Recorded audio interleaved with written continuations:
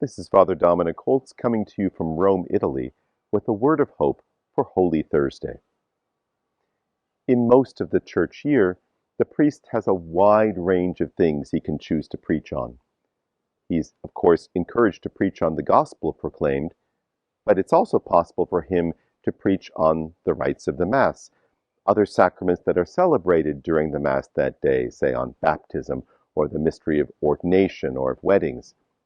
He also can preach on the saint that's being celebrated that day or the liturgical season.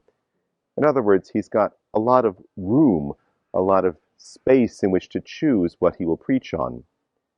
But there are few days in the year when the Church directs the preacher on the matter that he should preach upon. And one of those days is, in fact, Holy Thursday, for the Mass of the Lord's Supper.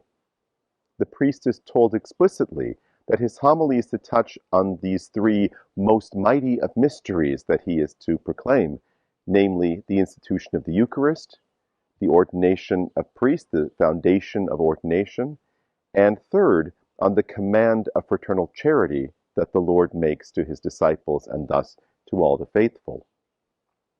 Now we might say that's a lot. That's a lot to preach on, and perhaps an inelegant preacher will just in a serial way talk about one topic, then another, and then another. So why doesn't the Church give the priest the freedom to choose what he's going to preach on, and why ask him to do so much? Well, the fact is today, Holy Thursday, is a celebration of the self-giving of the very person of Jesus Christ, the eternal Son of God. When we want to talk about a person, we're not just talking about ideas or themes or principles to take home to bring into action the next day. If you're going to introduce a person to someone else, there's not just one thing you want to say, not just one idea, as though you can reduce a person to an idea.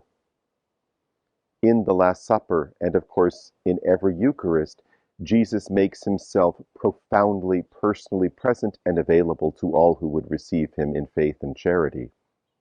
That same presence, that same personal presence, is made through the instrument that are the priests.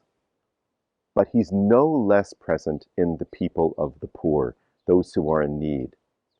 And he is present in them as he is present in the priests, and even if he's present in the Eucharist in a particularly special way, it's the same person, the same Jesus Christ, God and man, who is present in all of these. And that's the mystery that we're celebrating on this day, the mystery of the very person of Jesus Christ, who has made himself radically available to us, so that by sharing in him, we share in his death, and also then in his resurrection and glorification. That's the mystery that we celebrate on this Holy Thursday. And that's why we talk about so many things as though we're stumbling around what we're supposed to find on this day, what we should think about this day. Well, we think about this day in all of the things that we do, in our reception of the Eucharist, in our contemplation of the mystery of the priesthood, and no less in our concern for and direct action to help the poor.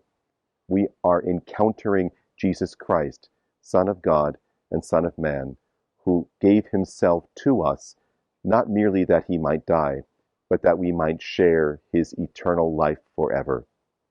And that, my brothers and sisters, is a word of hope.